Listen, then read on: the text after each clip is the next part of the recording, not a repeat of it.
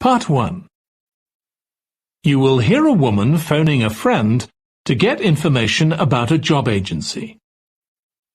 First, you have some time to look at questions 1 to 5.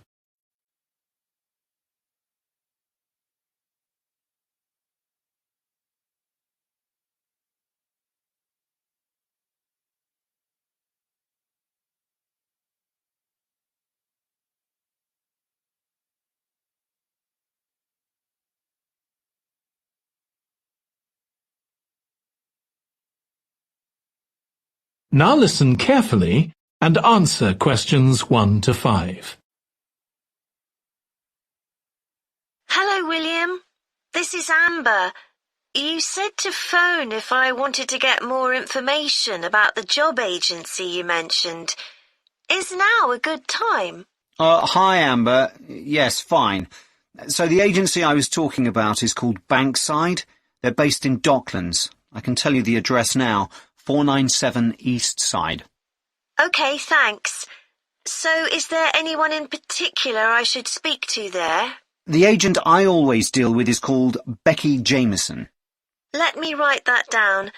Becky Jameson. Jameson.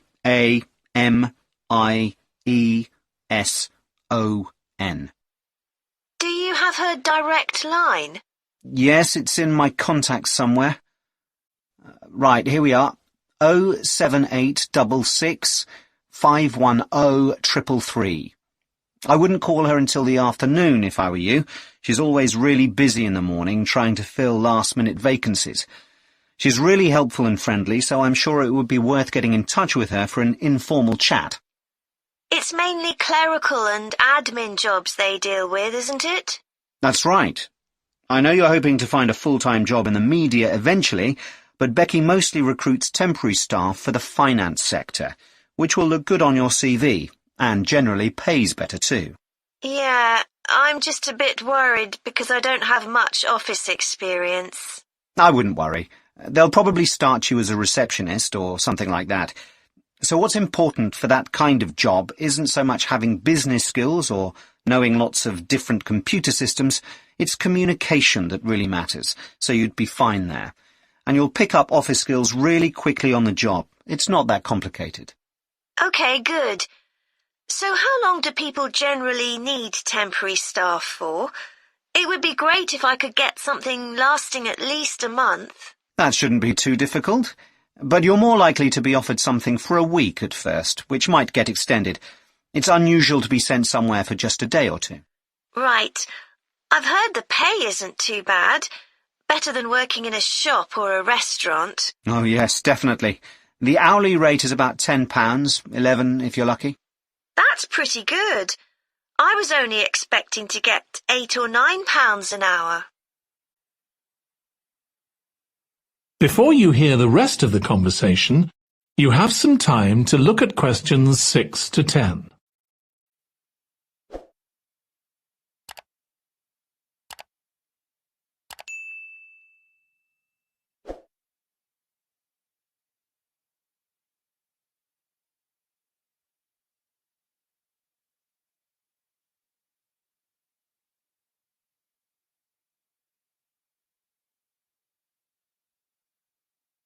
Now listen and answer questions 6 to 10. Do you want me to tell you anything about the registration process? Yes, please. I know you have to have an interview. The interview usually takes about an hour, and you should arrange that about a week in advance. I suppose I should dress smartly if it's for office work. I can probably borrow a suit from Mum. Good idea. It's better to look too smart than too casual. Will I need to bring copies of my exam certificates or anything like that? No, they don't need to see those, I don't think. What about my passport? Oh yes, they will ask to see that. OK. I wouldn't get stressed about the interview, though. It's just a chance for them to build a relationship with you, so they can try and match you to a job which you'll like. So there are questions about personality that they always ask candidates, fairly basic ones, and they probably won't ask anything too difficult, like what your plans are for the future. Hope not. Anyway, there are lots of benefits to using an agency. For example, the interview will be useful because they'll give you feedback on your performance so you can improve next time. And they'll have access to jobs which aren't advertised. Exactly. Most temporary jobs aren't advertised. And I expect finding a temporary job this way takes a lot less time. It's much easier than ringing up individual companies. Yes, indeed. Well, I think I've covered everything. That is the end of part 1. You now have 1 minute to check your answers to part 1.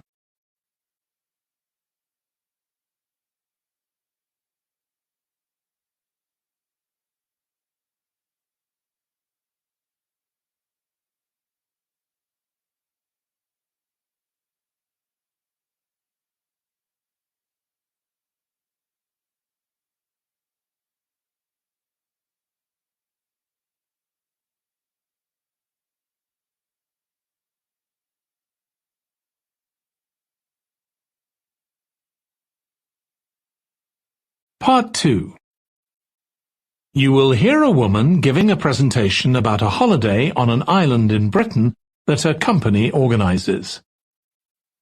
First, you have some time to look at questions 11 to 14.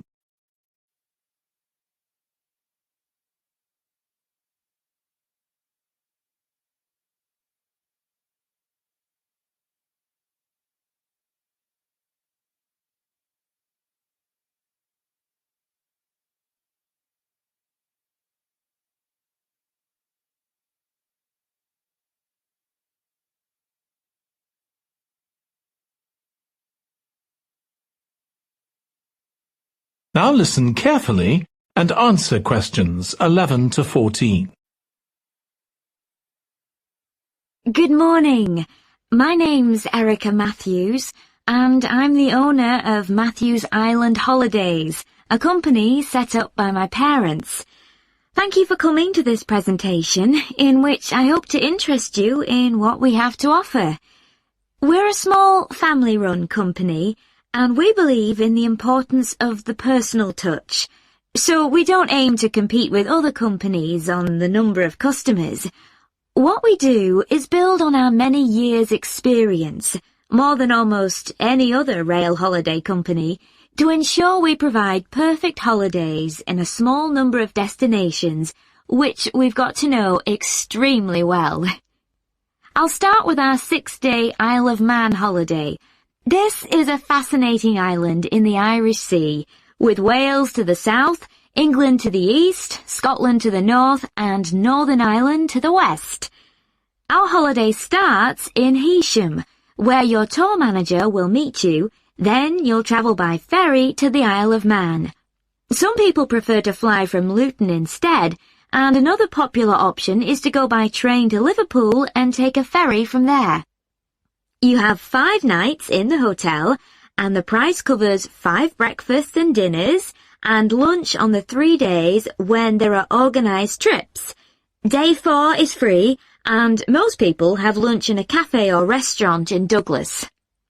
The price of the holiday includes the ferry to the Isle of Man, all travel on the island, the hotel, and the meals I've mentioned. Incidentally, we try to make booking our holidays as simple and fair as possible, so unlike with many companies, the price is the same whether you book 6 months in advance or at the last minute, and there's no supplement for single rooms in hotels. If you make a booking, then need to change the start date, for example because of illness, you're welcome to change to an alternative date or a different tour for a small administrative fee. Before you hear the rest of the talk, you have some time to look at questions 15 to 20.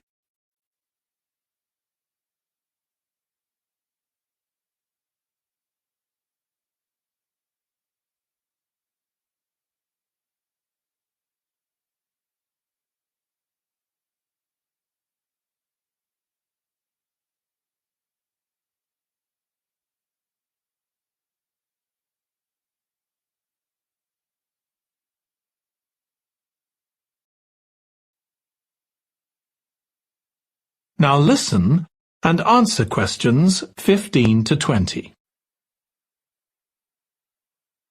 Okay, so what does the holiday consist of? Well, on day 1, you'll arrive in time for a short introduction by your tour manager, followed by dinner in the hotel.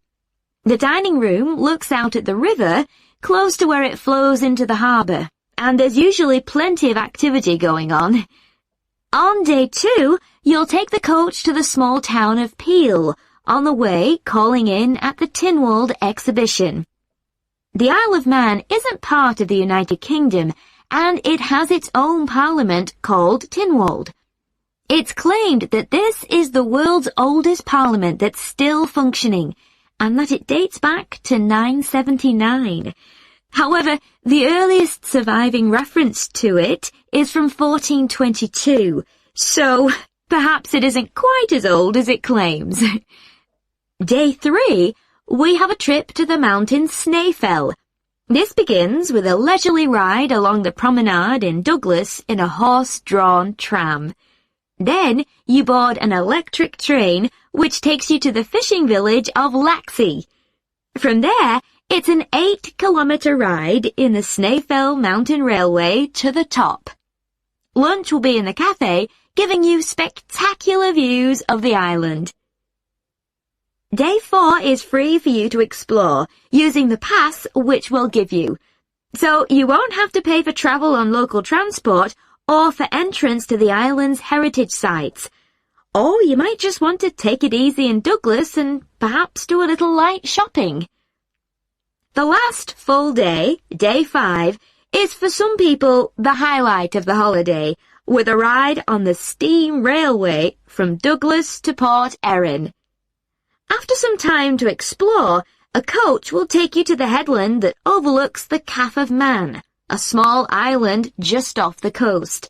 From there, you continue to Castletown, which used to be the capital of the Isle of Man and its medieval castle. And on day 6, it's back to the ferry, or the airport if you flew to the island, and time to go home. Now, I'd like to tell you a bit more.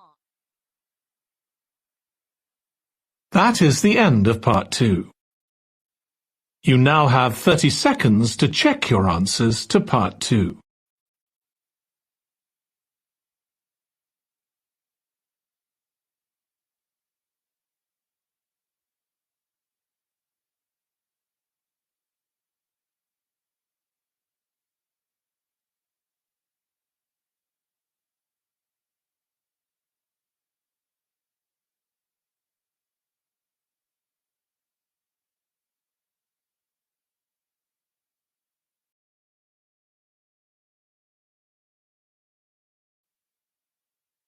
Part 3.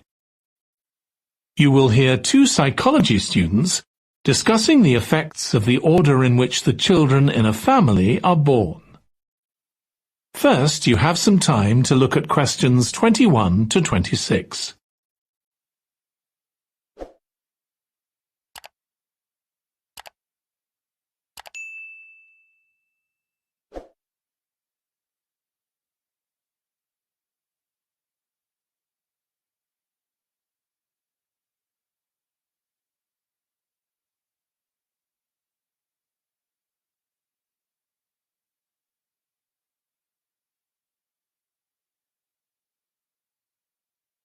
Now listen carefully and answer questions 21 to 26. Ed, how are you getting on with the reading for our presentation next week? Well, okay, Ruth, but there's so much of it. I know. I hadn't realised birth order was such a popular area of research. But the stuff on birth order and personality is mostly unreliable. From what I've been reading, a lot of the claims about how your position in the family determines certain personality traits are just stereotypes, with no robust evidence to support them. Okay, but that's an interesting point. We could start by outlining what previous research has shown. There are studies going back over 100 years. Yeah, so we could just run through some of the typical traits. Like the consensus seems to be that oldest children are generally less well-adjusted, because they never get over the arrival of a younger sibling. Right, but on a positive note, some studies claim that they were thought to be good at nurturing. Certainly in the past, when people had large families, they would have been expected to look after the younger ones. There isn't such a clear picture for middle children, but one trait that a lot of the studies mention is that they are easier to get on with than older or younger siblings. Generally eager to please and helpful, although that's certainly not accurate as far as my family goes. My middle brother was a nightmare, always causing fights and envious of whatever I had. As I said, none of this seems to relate to my own experience. I'm the youngest in my family, and I don't recognise myself in any of the studies I've read about. I'm supposed to have been a sociable and confident child who made friends easily, but I was actually terribly shy. Really? That's funny. There have been hundreds of studies on twins, but mostly about nurture versus nature. There was one on personality which said that a twin is likely to be quite shy in social situations because they always have their twin around to depend on for support. My cousins were like that when they were small. They were only interested in each other and found it hard to engage with other kids. They're fine now, though. Only children have had a really bad press. A lot of studies have branded them as loners who think the world revolves around them because they've never had to fight for their parents' attention. That does seem a bit harsh.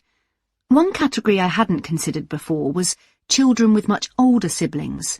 A couple of studies mentioned that these children grow up more quickly and are expected to do basic things for themselves, like getting dressed. I can see how that might be true, although I expect they're sometimes the exact opposite, playing the baby role and clamouring for special treatment.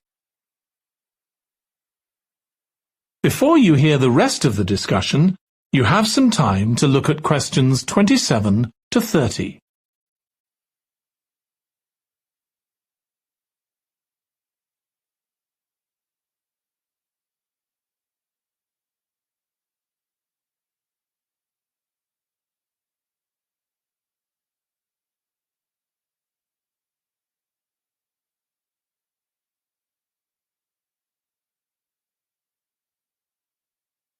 Now listen and answer questions 27 to 30. What was the problem with most of these studies, do you think?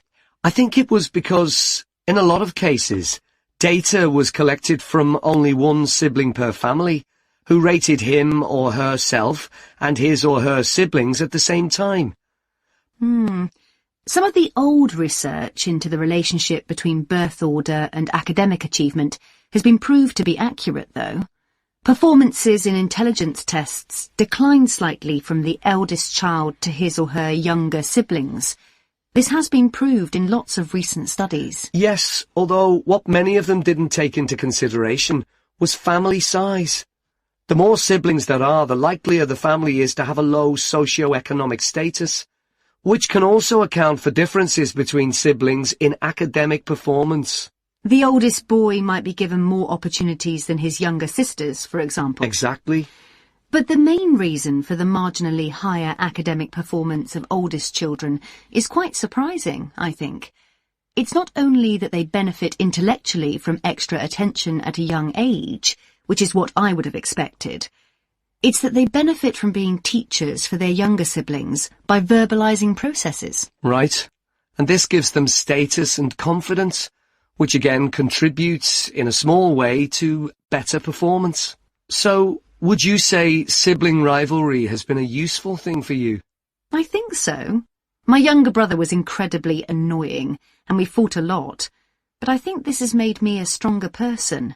I know how to defend myself. We had some terrible arguments, and I would have died rather than apologise to him. But we had to put up with each other, and most of the time we coexisted amicably enough. Yes, my situation was pretty similar. But I don't think having two older brothers made me any less selfish. I was never prepared to let my brothers use any of my stuff. That's perfectly normal, whereas sometimes... That is the end of part 3. You now have 30 seconds to check your answers to part 3.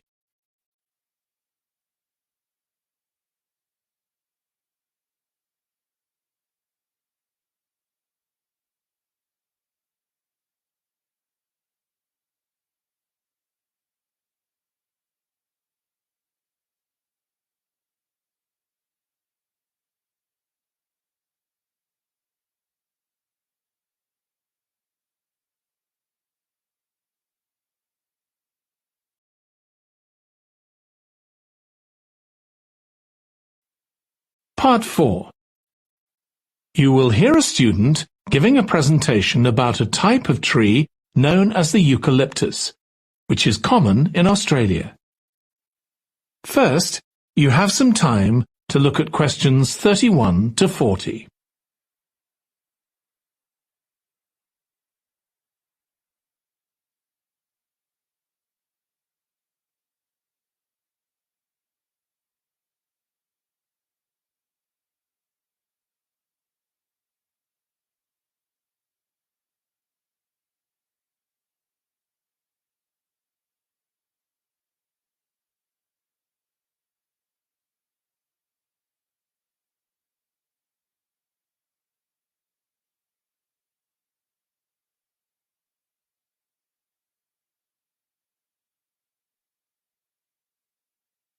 Now listen carefully and answer questions 31 to 40.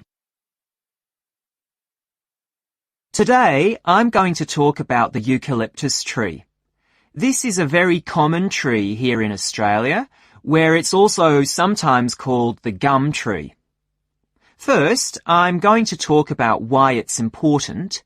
Then I'm going to describe some problems it faces at present. Right, well, the eucalyptus tree is an important tree for lots of reasons. For example, it gives shelter to creatures like birds and bats, and these and other species also depend on it for food, particularly the nectar from its flowers. So it supports biodiversity.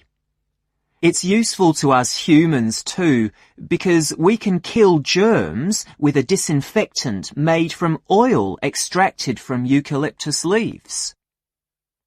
The eucalyptus grows all over Australia, and the trees can live for up to 400 years. So it's alarming that all across the country, numbers of eucalyptus are falling because the trees are dying off prematurely. So, what are the reasons for this? One possible reason is disease. As far back as the 1970s, the trees started getting a disease called Mundula yellows. The tree's leaves would gradually turn yellow, then the tree would die. It wasn't until 2004 that they found the cause of the problem was lime, or calcium hydroxide, to give it its proper chemical name, which was being used in the construction of roads. The lime was being washed away into the ground and affecting the roots of the eucalyptus trees nearby. What it was doing was preventing the trees from sucking up the iron they needed for healthy growth. When this was injected back into the affected trees, they immediately recovered. But this problem only affected a relatively small number of trees. By 2000, huge numbers of eucalyptus were dying along Australia's east coast of a disease known as bell miner-associated dieback. The bell miner is a bird, and the disease seems to be common where there are high populations of bell miners. Again, it's the leaves of the trees that are affected. What happens is that insects settle on the leaves and eat their way round them, destroying them as they go, and at the same time they secrete a solution which has sugar in it. The bell miner birds really like this solution, and in order to get as much as possible, they keep away other creatures that might try to get it. So these birds and insects flourish at the expense of other species, and eventually so much damage is done to the leaves that the tree dies.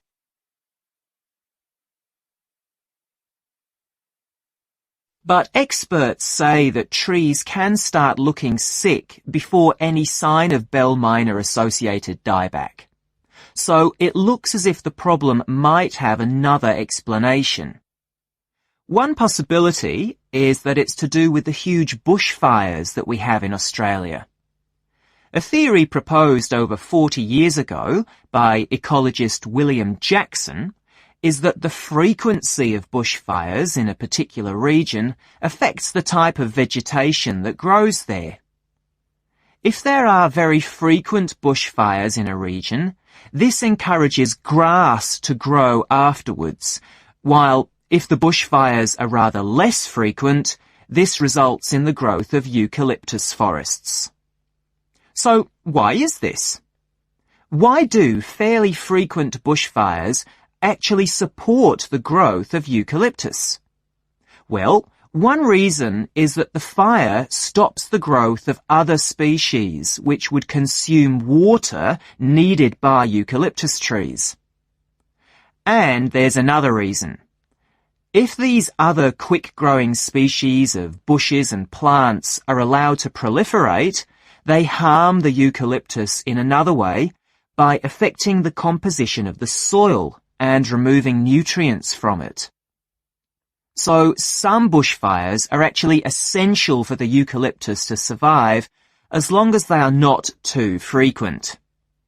In fact, there's evidence that Australia's Indigenous people practiced regular burning of bushland for thousands of years before the arrival of the Europeans. But since Europeans arrived on the continent, the number of bushfires has been strictly controlled. Now, scientists believe that this reduced frequency of bushfires to low levels has led to what's known as dry rainforest, which seems an odd name as usually we associate tropical rainforest with wet conditions. And what's special about this type of rainforest? Well, unlike tropical rainforest, which is a rich ecosystem, this type of ecosystem is usually a simple one. It has very thick, dense vegetation, but not much variety of species. The vegetation provides lots of shade, so one species that does find it ideal is the bell myna bird, which builds its nests in the undergrowth there. But again, that's not helpful for the eucalyptus tree. That is the end of part 4. You now have 1 minute to check your answers to part 4.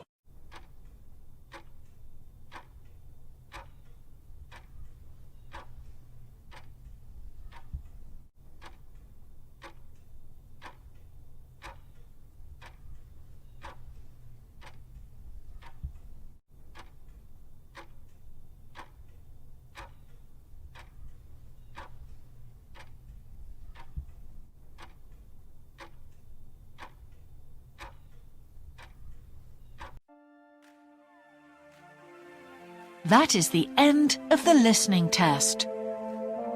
In the IELTS test, you would now have 10 minutes to transfer your answers to the answer sheet.